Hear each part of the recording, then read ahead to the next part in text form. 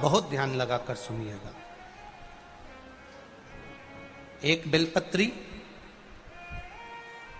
और उस बेलपत्री में एक चंदन की बिंदी और एक अक्षत का दाना मात्र रखकर भी अगर शिवालय पर चढ़ा दी जाती है, एक बेलपत्री, एक चंदन का बिंदी और चंदन फिर निवेदन करेंगे। आज के जमाने में तुम लोग सब घिसा घिसाया पड़ा पड़ाया डब्बी का सामान ले लेकर, वो नहीं, चंदन की मुठ्ठियां रखो, थोड़ा सा भी घिसो, जरा सा भी घिसो, उसकी एक बिंदी और एक चावल का दाना जब हम भगवान देवाधिदेव महादेव को समर्पित करते हैं, अपनी कामना कर कर समर्पित करते हैं, तो निश्चितता है कर भगवान उसका फल शीघ्र प्रदान कर देते हैं। भले आपने कुछ करा ना करा, उसका फल तुम्हें मिल जाए। शरीर में बहुत बड़ा रोग हो गया, छूटने को तैयार नहीं है, बड़े बड़े इलाज करवा लिए, बहुत दिखा लिया, बहुत सब दूर इलाज करवाया, सब दूर दिखाया, पर मिटने को तैयार नहीं है, तो फिर अबीर का प्रयोग, एक चावल का दाना, एक श्वेत पुष्प और अबीर भगवान शंकर को समर्पित कर धीरे धीरे धीरे धीरे शरीर का रोग अपने आप समाप्त होना प्रारंभ हो जाए। सीहोर में महादेव की होली होती है। आप लोग आए हो कभी? जैसे तुम्हारे ब्रज में होली होती है, ऐसी हमारे सीहोर में जिस दिन होली जलती है उसके दूसरे दिन नहीं, होली जल के दूसरे दिन तो द्रोणी होती है, उसके दूसरे मतलब जैसे आज होली जली है तो कल हमारे यहाँ महादेव की होली नहीं होगी, परसों ऐसा होता है। मतलब एक दिन बीच में छूटता है, क्योंकि उस दिन तो लोगों को सबके अपने अपने परिचितों के यहाँ जाना पड़ता है, कहीं कोई गमी में जा रहा है, कोई होली खेलने जा रहा है, कोई कुछ करने जा रहा है, तो उसके अगले दिन हमारे यहाँ महादेव की होली होगी।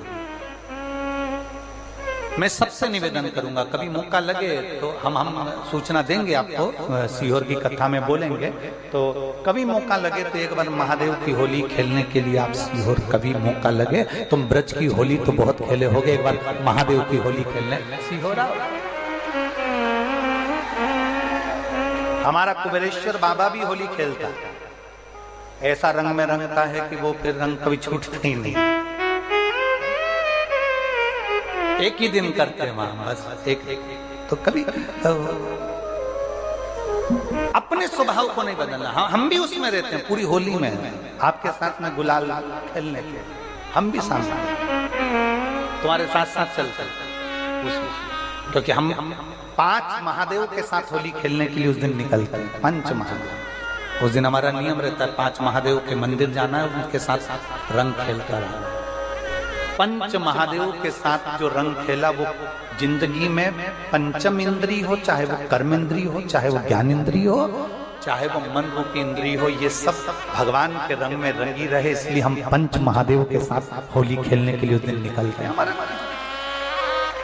कभी आपको मौका लगे तो आप अंदाजा लगाना, जो सीहोर के आसपास के हो या आसपास रहते हो, और छुट्टी मिल जाए तुम्हें होली के समय पर, तो उस समय पर स्मरण करना, जिस दिन होली जलती उस दिन नहीं, उसके दूसरे दिन भी नहीं, उसके तीसरे दिन शिव तत्व सुबह हम जल्दी उस समय 9 बजे होली खेलने के लिए बाबा के साथ निकल गए। शिव तत्व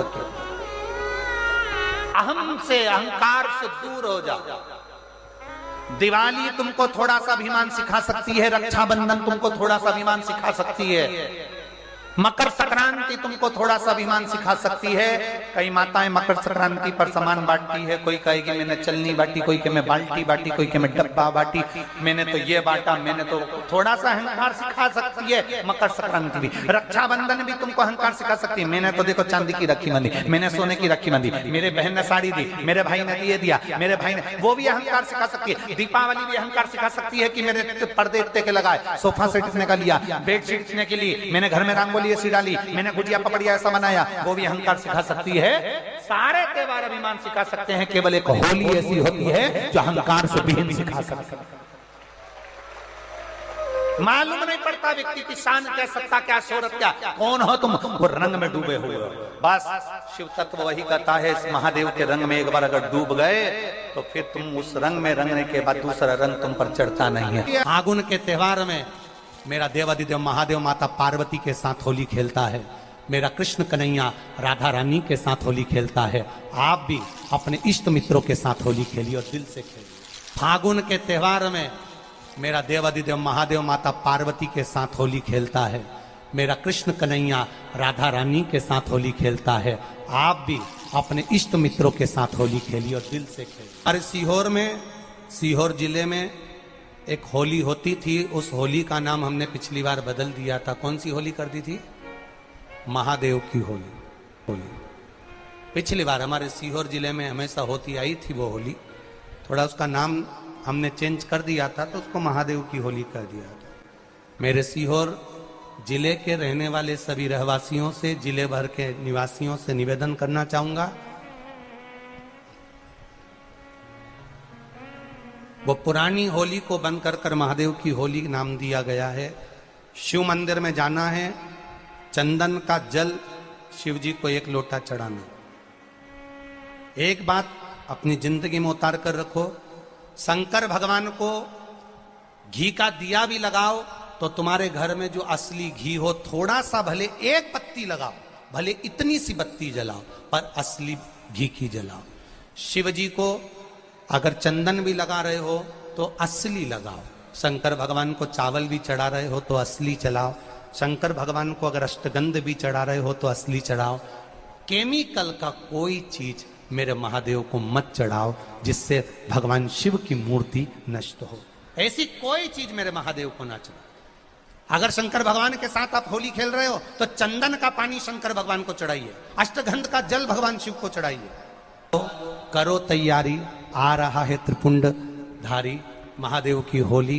बड़े आनंद के साथ मेरा निवेदन, अपने शिवालयों में, शंकर जी के मंदिरों में, सीहोर जिले के प्रत्येक शिव मंदिर के अंदर चंदन का जल 1 लोटा अवश्य चढ़ाएं, महादेव की होली अवश्य मनाएं। और भाव के साथ 5 मंदिर हम भी जाएंगे, कोई जुलूस नहीं, कोई क्रम नहीं, बस बाबा को आराम से जल चढ़ाना ही एक नियम है और बाबा को जल चढ़ाएंगे। आप सब बड़े आनंद के साथ महादेव की होली का स्मरण करिए। महादेव की होली के दिन अष्टगंध चढ़ता है, चंदन चढ़ता है, अबीर चढ़ता है, गुलाल चढ़ता है, पर शिव पर रोली कुंकू नहीं चढ़ता। पर लिंगाष्टक के अंतर्गत कुमकुम चंदन लेपित लिंगम, या स्पष्ट किया कि कुंकू चंदन। तो महाराज जी फिर ये चरित्र का वर्णन, कुंकू तो यहाँ लिखा है कि कंकु चढ़े, तो बहुत ध्यान देना महाराज। शंकर भगवान के शिवलिंग पर आपको फिर निवेदन करूंगा, भगवान शंकर का ये शिवलिंग है, ठीक है, ध्यान देना। ये माता पार्वती का स्थान है, बीच में अशोक सुंदरी, राइट लेफ्ट भगवान के पुत्र, ऊपर 5 कन्या।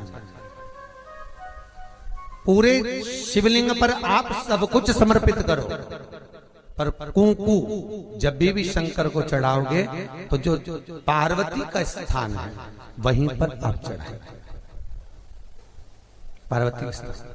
क्योंकि माता जगज्जननी जगदम्बा माता पार्वती ने शंकर से जो मांगा है, आपके शरीर पर रक्तांबर ना दे, ठीक है, आपके शरीर पर रक्तांबर ना दे महाराज। क्योंकि कोई भी पत्नी अपने पति को कभी रक्त में सना हुआ नहीं देखना चाहिए। महादेव की होली के दिन पर बेलपत्री की जड़ के नीचे जाकर प्रयास करा करो कि लाल चंदन का जल, लाल चंदन को घिसकर कलश में उस चंदन को डालकर जल भरकर उसको बेलपत्री की जड़ के नीचे सींचन करने का प्रयास करा करो। है कि धीरे धीरे कर कर वो दुख समाप्त होगा, वो दुख कटेगा ही। एक बहुत ध्यान देने वाली बात है कि अगर मान लो कि कहीं पैसा अटक गया है, नहीं आ रहा है, बहुत अथक प्रयास कर लिया, चंदन का जो जल होता है ये व्यक्ति के जीवन में जो धन कहीं रुक गया, अटक गया, नहीं दे रहा, बेलपत्री के वृक्ष के नीचे, जड़ के नीचे सिंचन करने से वो प्राप्त होता है। अथर्ववेद में वर्णन किया गया कि पीपल के वृक्ष की जो जड़ होती है, बेलपत्री के वृक्ष की जो जड़ होती है और आंवले के वृक्ष की जो जड़ होती है, इसके नीचे स्वर्ग का निवास होता है। किसका निवास है? स्वर्ग का निवास। जहां पर ये वृक्ष होता है और उस वृक्ष के नीचे बैठकर हम जब किस जल का सिंचन कर रहे हैं, जैसे अभी आपको कहा था कि जल में अगर लाल चंदन मिला हो और आप बेलपत्री के जड़ में सिंचन कर रहे हैं तो लक्ष्मी की आवक बढ़ेगी। कहीं पैसा अपना अटक गया, नहीं आ रहा, आएगा। पीपल की जड़ में इत्र का जल, पीपल की जो जड़ होती है उसमें इत्र का पानी, थोड़ा सा जल, उसमें थोड़ा सा इत्र का भाग हो महाराज, और आप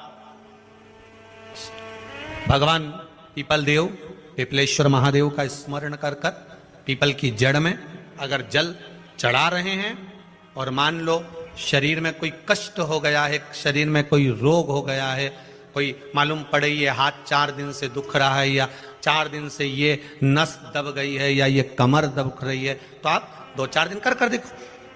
कलश के अंदर जल, जल में इत्र का थोड़ा सा भाग, पीपल की जड़ के नीचे आप उसका सिंचन करिए पिपलेश्वर महादेव के नाम से।